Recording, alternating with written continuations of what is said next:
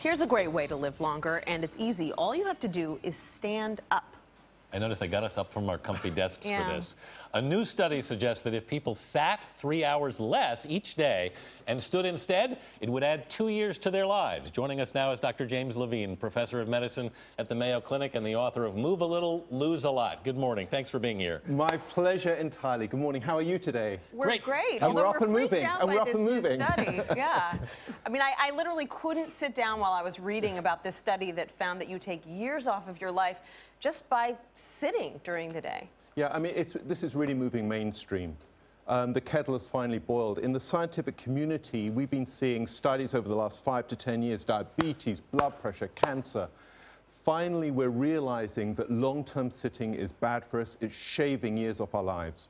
So what do you do? I mean, most people are at the office 8 hours a day, right, at a desk now more than ever and in front of computers. What are the little things you can do to get up and move around? We have a very, very simple mantra. Tag it, think it, do it. Tag your Monday morning meeting. Yeah. Think, how am I going to make it dynamic? Then have a walk and talk meeting. I've got one for you right here. This is for both of you.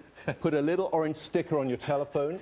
Right. Tag it. Okay. Yeah. When the phone goes, think, get up. Right. And then just pace around. And this way you can actually pulse hours of activity into your day. It's extraordinary, but studies show you can do it.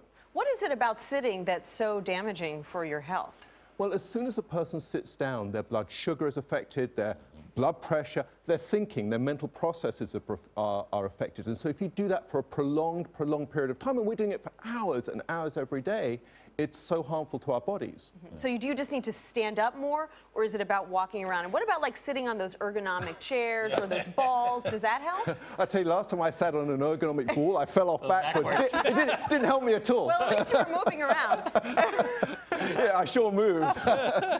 No, but seriously, I mean, what we try and do in the corporations we work with is encourage people to get up and move throughout the day. Walk and talk meetings. If you can push 2 walk and talk meetings into your day, and many of us have more meetings than that, that's probably better for you than those 2 rushes to the gym a week. Right. It's very, very powerful. We were talking in the break about the fact that, I mean, some people have standing desks. Yeah. Gets you up on your feet. The numbers they're using here, it says you sit 3 hours less, 2 years added to your life. That's huge. Is that real, do you think? Yeah, it's real. I mean, the reality is that, 26 million Americans have diabetes. The numbers are overwhelming. 2/3 of people have blood pressure higher than it should be. I mean, as soon as you realize that if you get up, your blood sugar will plummet, your triglycerides improve, it therefore makes sense that not only can getting up improve your health and prevent diabetes, but you become sharper and actually more productive too.